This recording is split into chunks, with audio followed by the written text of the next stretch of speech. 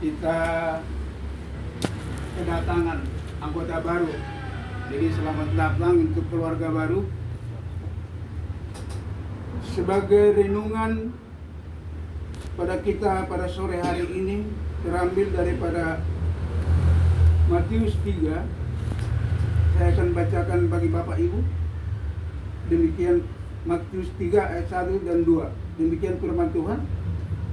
Pada waktu itu tampillah Yohanes Pembaptis di padang gurun Yudea dan memberitakan, bertobatlah sebab kerajaan surga sudah dekat. Sekali lagi saya bacakan, bertobatlah sebab kerajaan surga sudah dekat. Firman Tuhan pada sore hari ini mengajak kita, baik tua, muda, baik opung-opung, baik sudah berpahopu, baik yang belum punya pahopu, baik yang sudah menikah, baik yang belum menikah. Sore hari ini firman Tuhan berkumandang di tengah-tengah kita. Bertobatlah sebab kerajaan Allah sudah dekat. Pertobatan itu adalah sebagai perubahan sikap. Pertobatan itu dibuktikan dengan perubahan dari perilaku. Sebagai contoh, yang dulunya kita pemarah menjadi lemah lembut. Yang dulunya kita perokok, sekarang sudah tidak merokok. Yang dulunya kita minum tuak, sudah berubah minum air putih. Ya? Inilah gambaran daripada secara dangkal daripada kata pertobatan itu, daripada kata perubahan itu. Kita mindset kita, cara berpikir kita berubah, ya, berubah di dalam cara berpikir bahwa apa yang saya dapatkan ini adalah hasil jerih payah saya. Apa yang harta yang saya peroleh ini adalah hasil jerih payah saya. Ya, mindset kita berubah. Ya, sesudah kita bertobat, masa mindset kita berubah. Semua ini adalah titipan Tuhan. Semua ini adalah kasih karunia Tuhan. Tuhan memberi kesehatan bagi kita dan kita akan berkata, ini adalah berkat Tuhan. Bukan karena kita minum kopi CNI, ya, yang serba sehat, serba bisa semua, ya. Ada orang yang bergaya, saudara, terkasih nama Tuhan minum CNI, kayak Esterpia, apalagi jenis-jenisnya itu. Banyak orang yang bangga. Saya sehat karena minum ini, ya. Saya sehat karena minum ini, ya. Maka mindset, cara berpikir itu, cara berbicara itu jadi berubah, mengalihkan semuanya karena kasih karunia Tuhan. Kita bahas dari bawah, ya, karena kasih karunia Tuhan. Kalaupun saat ini kita bisa hidup, semua karena pemberian Tuhan, bukan karena makanan sehat, 4 sehat 5 sempurna, bukan, ya.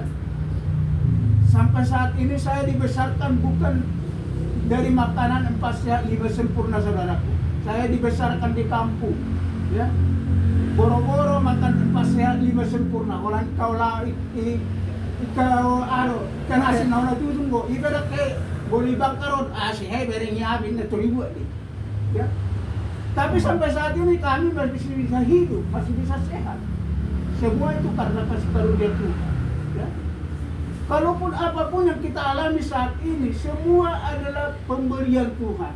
Semua adalah anugerah Tuhan. Oleh sebab itu, kita diajak saat ini, kita harus bertobat. Ya. Kenapa? Mungkin kita diantara kita berkata, saya udah opung-opung, udah punya cucu, ngapain lagi dibilang untuk bertobat? Ya. Pertobatan itu diperlukan setiap hari.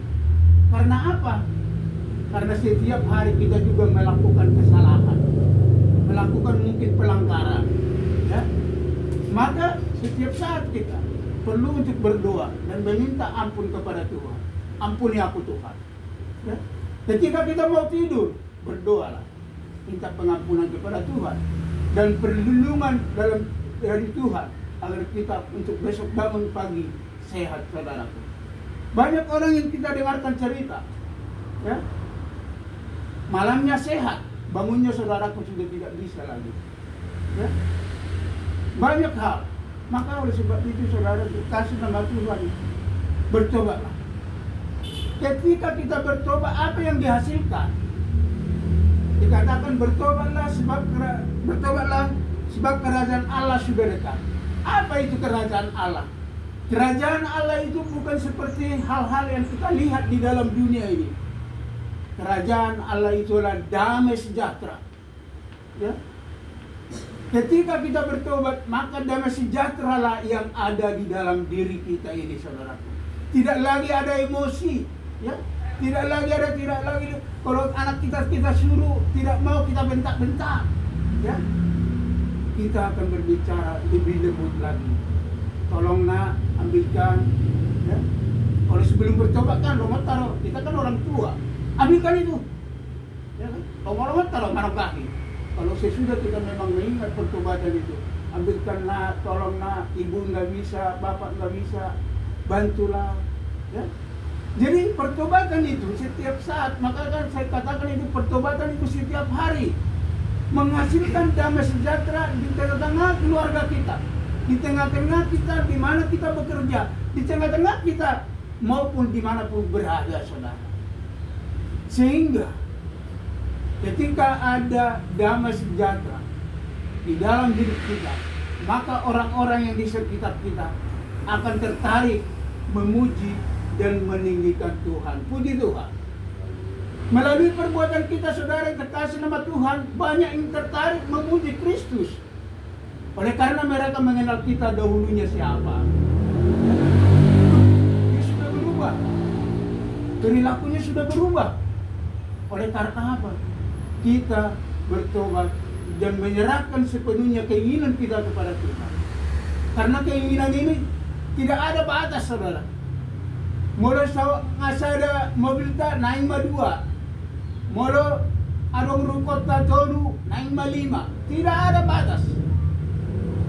Keinginan manusia itu di dalam dunia ini tidak ada padang terbatas. Naik menyesudi portibio milikata. Jalan naik masudi ya kalau may tunduk tinggi tak, tuatak tak. Kedolan murah takku, ya. Jangan ngelawan, ya.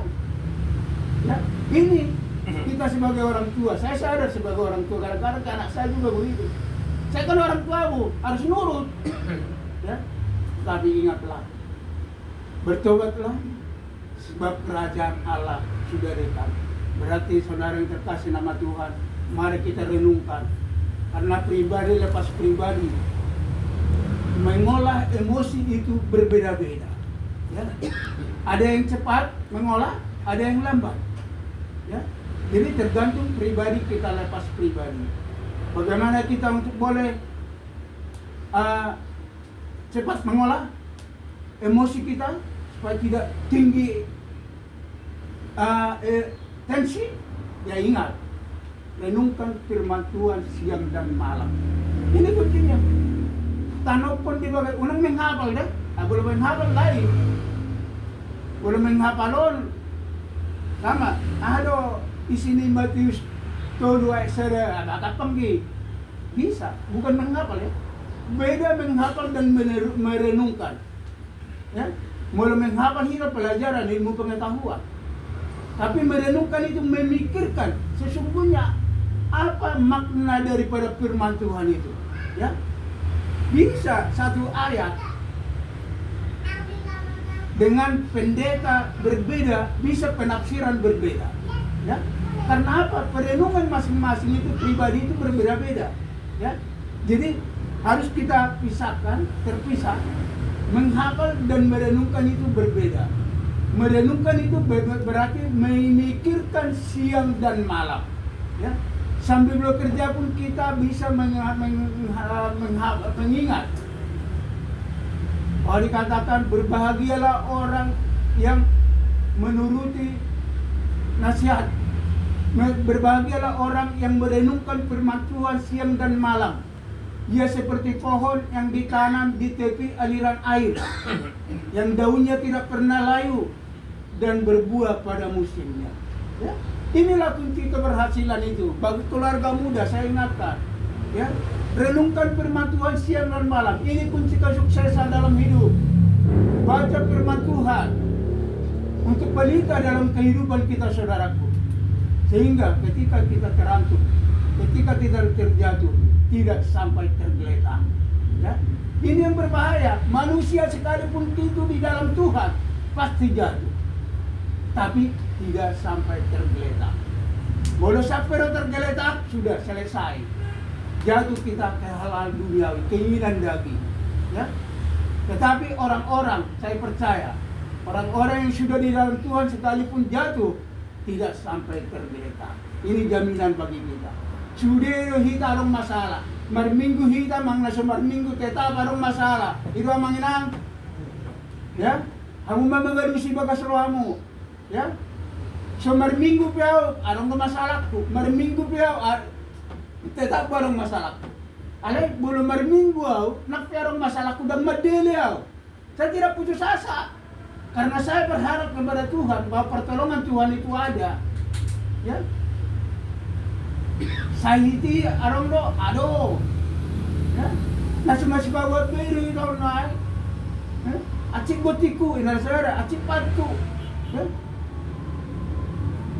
Boleh soal nilai nilai jual nama situ masih baik personabi. Tetapi ketika hal itu terjadi, masuklah ke kamarmu, tutup pintu kamarmu itu. Oh Tuhan, asiro hamdi-hamdi, beri pertolonganmu bagi keluargaku. Ini kunci kesuksesan saudaraku. Sehingga sekalipun kita diperhadapkan kepada penyakit itu, kalau kita tetap berdoa, percayalah pertolongan Tuhan akan ada. Amin. Percaya saudaraku. Alana aku sendiri bagas cahit dah. Alana kaya worok ko nih. Saya dipujol madaw na sehat. Ya. Ada sehat dulu. Beriamu be sonamor. Tapi alas warung keluhan ni, saya pumahita na sehat. Iro amang ina. Tunamargal lang pe so dito. Alas iberet kita bumulaw-ulaw. Kita bisa bergerak, kita apalagi wibu bisa nuci, bisa masak. Apa sa ibaw to naksarak ka jepi. Ya. Kan ibaw to galuhan ni. Karena kita dilihatnya bisa aktivitas, bisa bekerja sehari-hari, bisa masak, bisa ke pasar, bisa bekerja ke kantor, ya. Mamaku sehat, tetap sehat. Apa sa ibaw to ngayon marilu-ilu di kamar, Tuhan asiron mamerengau, geleng-geleng do perak danakku. Mereka masih butuh uang untuk sekolah, masih butuh untuk kuliah, ya. Kamu perlu nakanaw keluarga-keluarga muda non alamat muna pa sa kami. Ya. Itu siklus itu. Hal manusiawi wajar, ya. Tapi untuk menghadapi itu supaya kita siap. Apa kuncinya? Berbahagialah orang yang merenungkan firman Tuhan siang dan malam. Kalau itu penting. Pikirkan firman Tuhan. Sambil karejo kita mengitik, mengitik pe karejo ta magkirehe, ya, mau ngitung duit sebagai kasir, ya, bisa kita. Ada pula mau di. Karena agama itu sesungguhnya bukan hanya ke gereja, hubungan pribadi kita dengan Tuhan. Rohat tahu itu Tuhan, makatai. Ya. Dangalani tahunin na makatai, lampok-lampok. Ya, bukan.